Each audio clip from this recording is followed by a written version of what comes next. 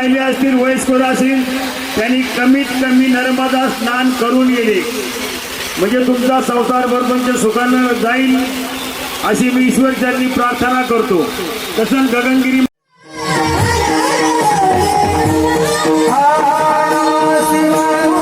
पिंपर्ण येथील एकनाथ गंगा निकम व अलका एकनाथ निकम या श्रद्धावान दाम्पत्याने 3,500 किलोमीटरची पवित्र नर्मदा पायी परिक्रमा यशस्वीरित्या पूर्ण करून अध्यात्म, श्रद्धा आणि चिकाटीचा आदर्श निर्माण केला।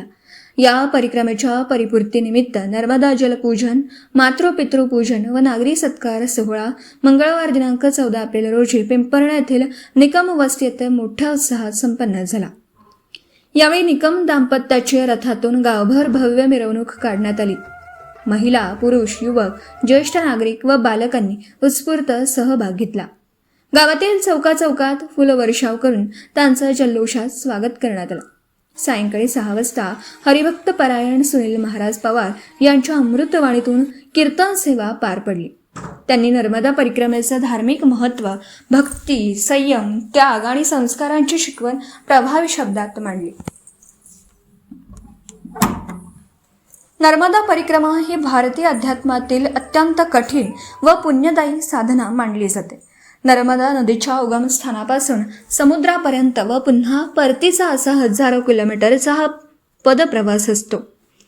या यात्रेमुळे मनोबल, श्रद्धा, सहनशीलता आणि आत्मिक समाधान प्राप्त होतं अशी भाविकांची श्रद्धा आहे। यानंतर मातृपितृपूजन कार्यक्रमात निकम दाम्पत्यांच्या मुलांनी व सुनांनी आई वडिलांचं पाद्यपूजन करून नर्मदा जलपूजन केलं। याच प्रसंगी सच्चिद एकनाथ निकम यांचा विशेष सेवापूर्ती गुणगौरव सोहळा पार पडला। भारतीय सैन्य दलात राहून त्यांनी देशसेवेसाठी दिलेलं योगदान, शिस्तबद्ध जीवनशैली, राष्ट्रनिष्ठा आणि कर्तव्यपरायणतेबद्दल उपस्थितांनी त्यांचा गौरव केला। गावाच्या मातीतून घडलेला सुपुत्र देश रक्षणासाठी कार्यरत राहिल्याने ग्रामस्थांनी अभिमान व्यक्त केला।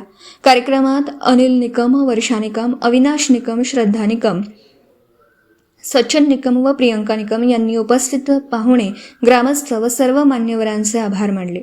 शेवटी महाप्रसाराचं आयोजन करण्यात आलं होतं। संपूर्ण परिसर भक्ती, संस्कार आणि देशभक्तीच्या भावनेने भारावून गेला होता।